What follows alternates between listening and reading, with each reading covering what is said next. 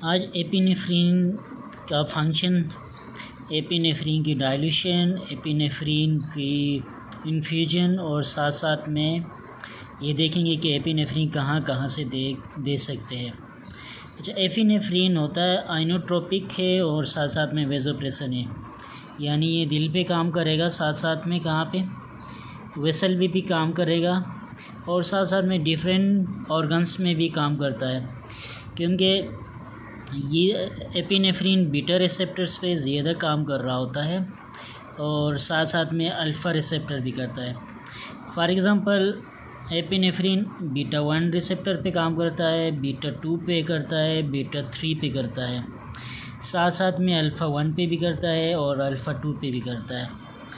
Beta 1 receptor heart में होता है, बीटा 2 रिसेप्टर दिल में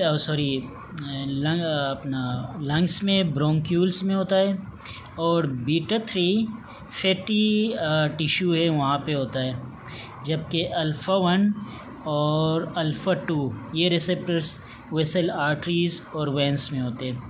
साथ साथ में बीटा 1 और बीटा 2 आई में यानी आँखों में भी पाया जाता है, वहाँ पे इसका फंक्शन डिफरेंट होता है थोड़ा सा, लेकिन वहाँ पे भी पाए जाते हैं। एपिनेफ्रिन को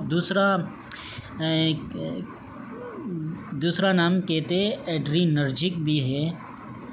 एड्रीनर्जिक का मतलब ये है कि ये आइनोट्रोपिक और वेसोप्रेसन यानी ये रिसेप्टर्स पे काम करता है। एड्रीनर्जिक का मतलब ये है कि सिंपैथेटिक सिस्टम को एक्टिवेट कर देता है, यानी सिंपैथेटिक सिस्टम की एक्टिवेशन के रिजल्ट में एपिनेफ्रिन निकलता है, इसलिए एड्रीनर्जिक भी कहा जाता है। इसका फंक्शन है आइनोट्रोप और वेसोप्रेसन, मतलब ये कि दिल पे जाके हार्ट रेट बढ़ाएगा, कॉन्ट्रैक्टिलिटी बढ़ाएगा, साथ साथ में वेसल को कॉन्स्ट्रिक्ट कराएगा और आलिए के हार्ट रेट बढ़ाता है और बीपी बढ़ाता है, और सबसे ज़्यादा क्या करता है, हार्ट रेट बढ़ाता है। बीपी इतना ज़्यादा नहीं बढ़ाता है जितना हार्ट रेट बढ़ाता है। अच्छा, ये कब देते हैं? कार्डियोजेनिक शॉक में देते हैं, सेप्टिक शॉक में देते हैं। सबसे ज़्यादा इम्पोर्टेंट देने वाला क्या है, वो एनाफाइलेटिक शॉक है, इसमें देते हैं बोलस फॉर्म में। एनाफाइलेटिक शॉक वो है जिसमें किसी भी एलर्जिक रीज़न की वजह से वेज़ोडाइलेशन होती है, चाहे वो एलर्जिक कोई भी हो, मेडिसिन से हो, डस्ट से हो, स्मोकिंग से हो, किसी भी रीज़न की वजह से एलर्जी होता है, एलर्जी से वेज़ोडाइलेशन होती है, तो उसमें एपिनेफ्रिन देते हैं, क्योंकि ये बहुत जल्दी वेज़ो कॉन्स्ट्रिक्ट कराता है। अच्छा, इसको आईवी फॉर्म में दिया जाता है, टॉपिकली दिया जाता है। टॉपिकल मतलब सुपरफिशियली स्किन के ऊपर से लगा सकते हो, और ओरल भी देते, कुछ कंडीशन है उसमें। इन्हेलर लाजमी है, ओरल ही जाएगा। आईवी तब देते हैं जब कोई कार्डियक अरेस्ट में हो, आईवी बोलस तब देते हैं। देखो, बोलस का मतलब ये है कि डायरेक्टली देना पुश करके। 1 mg का होता है, 1 ml में होता है, तो क्या करेंगे, कार्डियक अरेस्ट में जैसे बिल्कुल कार्डियक अरेस्ट में गया, एस सिस्टोल हुआ, हार्ट रेट 0 हुआ, बीपी 0 हुआ, उस दौरान डायरेक्ट बोलस देते हैं ताकि रिस्टार्ट करे हार्ट को। एनाफाइलेटिक में भी बोलस के फॉर्म में देंगे, और साथ साथ में सेकेंडरी भी इसके फंक्शन है, ये बोलस इस फॉर्म में। अच्छा, टॉपिकली कोई ड्रेसिंग करनी हो, जीआई ब्लीड कर रहा है, अपर जीआई ब्लीड कर रहा है कहीं पे, तो वहाँ पे मुंह में पैकिंग करनी हो, नाक में पैकिंग करनी हो, तो साथ में ये एपिनेफ्रिन ऐड करते हैं।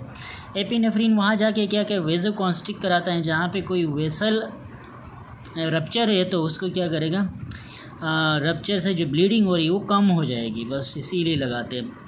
इन्हेलर के तौर पे यूज़ होते हैं। इन्हेलर में क्या करता है, नेबुलाइज़र में हम इसको लगाते हैं। ये यूज़ होता है एज अ ब्रोंकोडाइलेटर, जैसे एज़मा हो गया यानी अस्थमा, सीओपीडी में इस्तेमाल करते हैं ताकि ब्रोंको जो कॉन्स्ट्रिक्शन है उसको डायलेट कराने के लिए। अच्छा, देन फर्दर जाएंगे, इसका इन्फ्यूजन चला सकते हैं। इन्फ्यूजन तब चलाएंगे जब कोई सेप्टिक शॉक हो, एनाफाइलेटिक शॉक लंबा जाए, या कार्डियोजेनिक शॉक हो। हाइपोवेलमिक शॉक में भी देते हैं। ओवरऑल ये एपिनेफ्रिन सब में चलता है। तो ये अवेलेबल होता है 1 mg 1 ml में। हम क्या करते हैं, 10 एम्प्यूल ले लेते हैं, तो 10 mg बनता है 10 ml में। 10 mg 10 ml के बराबर होता है। 40 ml हम क्या करते हैं, नॉर्मल सलीन ले लेते हैं 0.9%। तो इसकी डाइल्यूशन कुछ इस तरह होती है कि 10 mg हो गया, टोटल अमाउंट जो हुआ वॉल्यूम बना 50 ml हो गया, 10 ml इसका, 40 ml हमने खुद लिया। तो जस्ट डिवाइड करेंगे तो क्या आएगा, 10 को अगर 50 से डिवाइड करेंगे तो क्या आएगा, 0.2 mg पर ml आ गया। 0.2 mg पर ml ये भी कंसंट्रेशन है। अगर इसको फर्दर हम माइक्स में कन्वर्ट करना चाहे तो इसको 1000 से मल्टीप्लाई करेंगे तो क्या आएगा, हमारे पास कंसंट्रेशन निकल आया 200 माइक्स पर ml के अंदर आया। अब ये एपिनेफ्रीन नॉर एपिनेफ्रीन की तरफ इन्फ्यूजन इसकी चलाया जाता है। इसका जो रेंज होता है वो रेंज चलाने का सबसे लो डोज और कितना हाई डोज, ठीक है। रेंज है 0.02 से लेके 2 माइक्स पर केजी पर मिनट तक चला सकते हैं। ये मिनिमम है, यानी बीपी को देके, हार्ट रेट को देके ये मेंटेन किया जाता है। तो मैक्सिमम 2 माइक्स तक जा सकते हो, वहाँ से आगे एक्सीड करोगे तो कोई इसका फ़ायदा नहीं होगा।